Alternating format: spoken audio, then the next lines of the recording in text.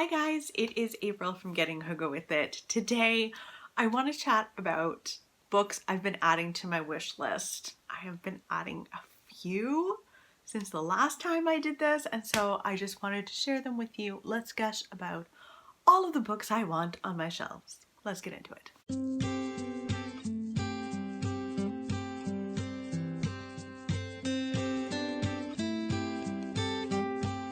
So yeah, if you don't know, I have an Amazon wish list that I have been slowly but surely, or quickly, been adding things to because books make me so happy. And even adding to the list almost feels like I'm buying them and reading them myself. That doesn't make any sense at all. But it feels like I'm shopping, even though I'm not. So I wanted to share some of the latest ones that I have added. First is Beneath a Scarlet Sky by Mark Sullivan. I think this is actually written or published by Amazon. Lake Union published this one, and I think that means it's an Amazon book. So this is a World War II historical fiction book about Italy during World War II. So this follows a young man. His name is Pino Lila, and he doesn't want to have anything to do with the Nazis whatsoever, but his family really want him to join the army. And the bombs start dropping on Milan.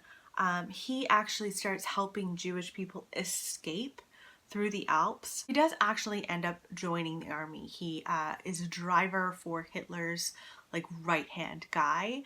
And what he ends up doing is spying for the Allies. And it sounds fantastic. And I have heard of this one quite a few times, people mentioning this. And I was like, right, I've got to put that on my list. Next is Sweet Pea by C.J. Skews. This is another favorite of Leanne from Literary Diversions. This is about a serial killer, a female serial killer. And apparently it's a comedy as well, and she kills people off if they annoy her and frustrate her, but you end up having a bit of a soft spot for her. It just sounds like a lot of fun. I think it's part of a series or a duology or something like that, so it sounds like a lot of fun, and I would love to read that. Next is a book that recently came out. It's called The Southern Book Club's Guide to Slaying Vampires by Grady Hendrix. And Grady Hendrix has this way of joining together humor with horror in such a great way, but it's still kind of creepy, it's still horror, it's still scary, but he just does it in this fantastic way. And the description on this is Steel Magnolias meets Dracula and it's set in the 90s, which is fantastic. I'm an 80s child, I was born in the 80s, but for me the 90s, late 80s, early 90s are like my childhood. It's about a group of women who belong to this book club, and they have to do battle with the newcomer to their small town. Sounds like so much fun, right up my alley. I think it would be such a fun one to read in the summer. Next is Untamed by Glennon Doyle. I've read a couple of her other books. I read Love Warrior and enjoyed it. This one just sounds so interesting. I read just a few sample pages on Amazon, I think, and it really hit home. And it is about the boxes that are created for women. And it's about being true to yourself, no matter if you fit in a box or not. Probably not. And just being true to yourself. And I do like a little self-help every once in a while, and this one just sounds really, really good. So I put that one on the list. Next is Lovely War. This is a YA historical fiction book, and this is all Amy Poole's fault. She read this recently and loved it, and the way she described it, I was like, I think I would actually really like that. 2020 is turning into the year that I discover some way that I enjoy.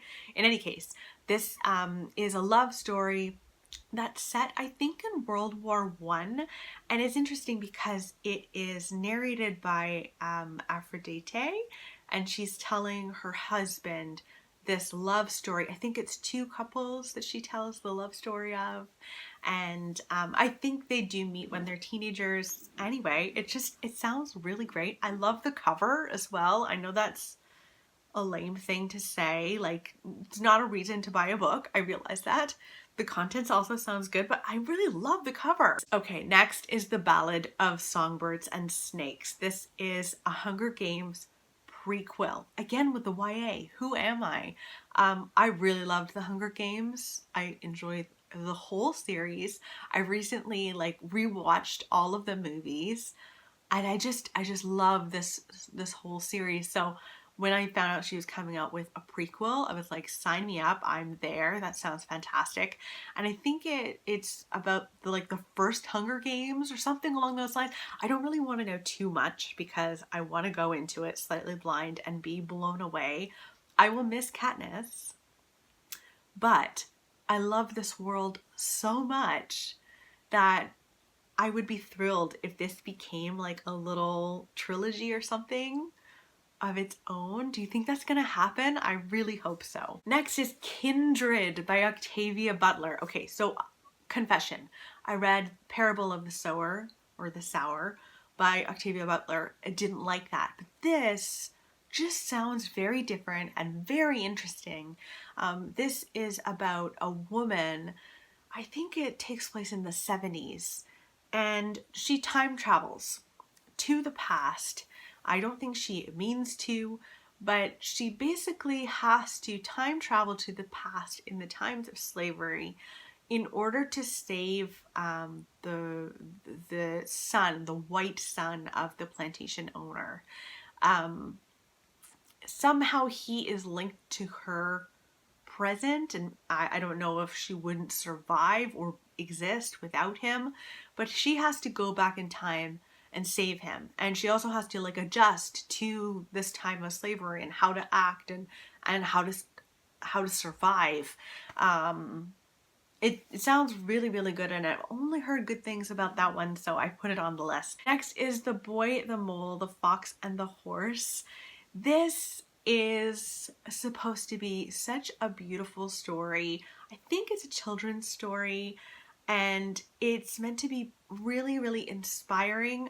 Who was I watching recently? And they did a vlog, and she was just crying her eyes out reading it, and she was like, I'm gonna read it all over again. Oh my gosh, who was that? Oh, it was Codie from Codie's Book Corner. That's who it was. It was really, really sweet. And yeah, I put it on the list right away after watching that. Okay, so then I added a bunch of Susan Meissner books because I read As Bright as Heaven, I think that's what it's called, and loved it. I really love her writing style. So I've added 3 Susan Meissner books. I won't go too into them, but the first is A Sound Among the Trees. And I think this one follows a line of women, 3 generations of women. We follow Susanna Page, who was meant to be a Civil War spy for the North. And it's rumored that her ghost haunts this home left behind for her family. We follow Mariel Bishop, who moves with her husband to, I think, her husband's home, and I think it's that home. I think this whole thing really has this house, this grand house, as a central feature, and something that pulls all of these women together. And I think you find out the story and the secrets of the past of this family, and it just sounds wonderful. And I've heard of pretty much all of Susan Meissner's other books, but I'd never heard of that one. This next one is very well known. Susan Meissner, probably her most famous. It's called Secrets of a Charmed Life, and this has a dual timeline. We follow one person finding out the secrets of the past. I love that storyline just generally. It reminds me a lot of Kate Morton. And we go back to World War II in England, where 2 sisters are ripped apart because of the war. Then the last Susan Meissner book that I put on this list is The Last Year of the War. This takes place in World War II as well. We follow Elise Sontag. She's an American teenager living in Iowa. Her father is a US citizen, but he's suddenly arrested on suspicion of being a Nazi sympathizer. So they're sent to an internment camp, and it's her experience there. That one sounds really exciting as well. So those are all the Susan Meissner books that I had to put on this list. Next is a book that Simon over at Savage Reads has been raving about, and it's Girl, Woman, Other. This is a Booker Prize winner, and I think this is written in a way that's almost like short stories written from various different Black British women, but their stories link together somehow, and they are somehow tied together. By the end of it, you understand how, and it's meant to be absolutely fantastic, and I'd love to read that. I added The Toll, which is volume 3 in the Scythe series, Arc of a Scythe series. I've only still read the first one. I have Thunderhead, but I don't have the final one, so I threw that on the list. Another YA. I mean, I'm impressed that I'm reaching for so much YA this year and enjoying it so much. So I'm going with it, guys. I'm going with it. Then there's The Elementals by Michael McDowell. He was a very famous horror author who kind of, he passed away, and his works kind of went by the wayside, and he wasn't forgotten, but he wasn't being published a lot, and his books are starting to be published again, and he's meant to be just amazing. I think I've only read one thing by him and enjoyed it. This is the one that he is best known for. And this is about a family who meet for a funeral, the funeral of the matriarch of the family. And this family all go to stay at this this beach. There's like 3 big grand houses that they stay in. 2 of the houses are completely habitable. That's where they stay. The 3rd one is just like torn apart. It's not functional. Nobody can stay there. But it turns out that there is something in that house, and it's deadly, and it just sounds so creepy. I think it was Vicky. She changed her channel name recently to like Vicky's Book Corner, Vicky's, oh, I forget her channel name. I'll link it below. But she really loved this book, so I would really love to get that. Then there's My Dark Vanessa. I mean, everyone and their dog has been talking about My Dark Vanessa, and I'm gonna get it. I gotta get this. I have to read this book. It's meant to be very dark, about sexual abuse, about this girl who was abused by her teacher. Now, she is a teenager. At the time, she doesn't really look at it as abuse at all. At the time, she thinks she's being wooed by this like sexy high school teacher that she loves. And as she looks back, she realizes this is very much abuse. And he is being awarded for something, some professional award he's getting. And she really comes to grips with it. And she, I think, is trying to confront him with this.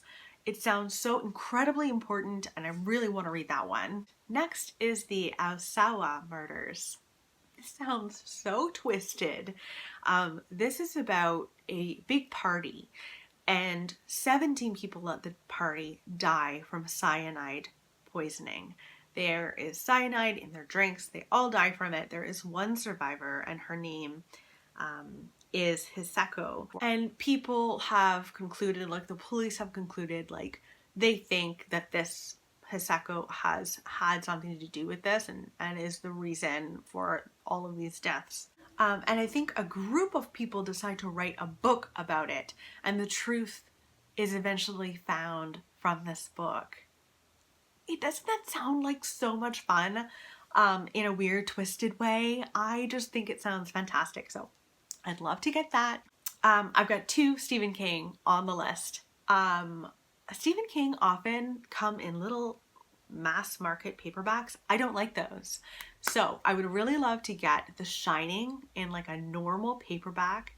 And also I would love to get Salem's Lot. The Shining, I mean, classic. They're both classics, but The Shining, as you well know, is about a family who go and stay at this hotel that is very much haunted. They are isolated, kind of lose their minds, at least one of them does, and it's about their story. And then Salem's Lot is more like a vampire story. That one is my mom's favorite Stephen King, so I feel like, yeah, I gotta read that. Next is Notes to Self.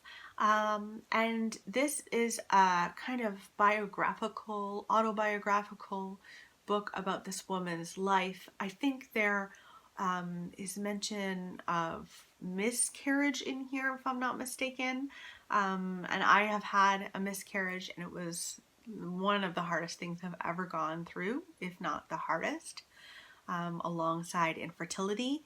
And yeah, I enjoy reading about it. I don't enjoy it, but I feel known and understood. So I'd really love to read that. I think it also reflects on sexual violence that she's experienced in the past. So it seems like an important one to read. I also added Catch and Kill, Lies, Spies, and Conspiracy to Protect Predators by Ronan Farrow.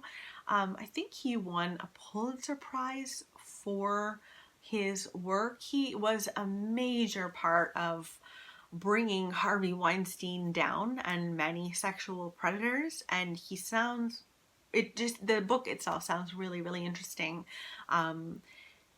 Apparently, you know, putting these brave women's stories out there came at a major price. He was followed by I don't know if they were private investigators or what, but he was followed and kind of terrified for his life while trying to get this story out there. So it's his experience. Did you know that Ronan Farrow is Mia Farrow's son? I think she would be so incredibly proud of him. I really do. Then I've got the 2 Harry Potter like illustrated edition books that I don't have, The Prisoner of Azkaban and also The Goblet of Fire. I don't have those 2. I have the others, but I'd really love to have the whole collection so that when I read this to Nora, I can read the actual illustrated editions. I think that would be really, really nice. Next is a book that Jen Campbell recommended, and it just sounded very touching. It's called Elizabeth's Lists, and it says many years after the death of her grandmother, Lula inherited a curious object, a book of handwritten lists, and she gets this understanding of her grandmother's life through these lists. There's things like grocery lists during wartime, a tally of eggs laid by her hens, and so on, and it just sounds really heartwarming. I lost my nanny a couple of years ago now, and she's, you know, she was the last tie between me and her and my grandfather, and I wish that I had asked her so much more about their lives, and I regret that. And just this book for some reason seems really personal and like heartwarming, and yeah, it sounds great. Next is Imaginary Friend by Stephen Chbosky. This is very mixed by a lot of people, but Rachel over at the Shades of Orange recently read this and she really, really loved it. This is a chunker. And I think this is about a little boy who disappears for a period of time. He is found safe, but he is found with an imaginary friend who talks to him. I don't really know much more about it than that, other than that, and it's also really big. But, you know, some people really love it. Like Rachel absolutely adores it. So I am very curious about that one. Next is The Sculptress by Minette Walters, and I put this on my list because of Leanne from Literary Diversions. I think she just hauled it recently and it sounded fantastic. Very gothic and super creepy about a murderess, and I've always loved a book about a murderess because I'm weird. This is about Olive Martin, and she has been convicted of murder because she apparently dismembered and obviously killed and dismembered her sister and mother, and that is why she is now called the sculptress. And so we meet a journalist who's going to interview this woman, and I need to know what happened. I just do. So two more. The next is a Louise Doughty book called Apple Tree Yard. This is apparently part psychological thriller and part courtroom drama, and I have learned that I really enjoy courtroom dramas because of Miracle Creek. This follows a woman who seems to have a very good life. I think she's married with children, everything seems good, but she meets a stranger at the House of Parliament, and that becomes an affair, and there is some sort of a very violent event that happens in her life, and it spirals for herself into betrayal and murder, and I don't know what, but it just sounds fantastic and I'd really love to read it. And finally, there's Bone China by Laura Purcell. I really enjoy Laura Purcell's writing. Very gothic, a little bit haunting. I don't know too much about this one, but apparently it takes place on the Cornish coast, and we follow a woman who I think is meant to take care of this elderly woman, and this elderly woman is sitting in a chair just looking at her china, and she won't speak. Is that right? It sounds great. I don't know whether this has come out yet in Canada or whether this is just a UK thing, but anyway, I found a copy on Amazon and it sounds great. So those are all of the books. I cannot believe that I want so many books, even though my shelves are very, very full of books, but I cannot help myself. I just can't. So those are all of the books that I am totally obsessed with, totally want to read, totally want to pick up pretty darn soon. Let me know in the comments below if there are any books that you have hankering for. I would love to know what they are. And again, in the description box below, you can go and check me out on Instagram, Goodreads, my Amazon wish list, which I've been talking about here, is there. There are a few other books on that Amazon wish list, but I mentioned them in another video, which I will also link below. In any case, I hope you guys are doing really well, and I will talk with you soon. Bye, guys!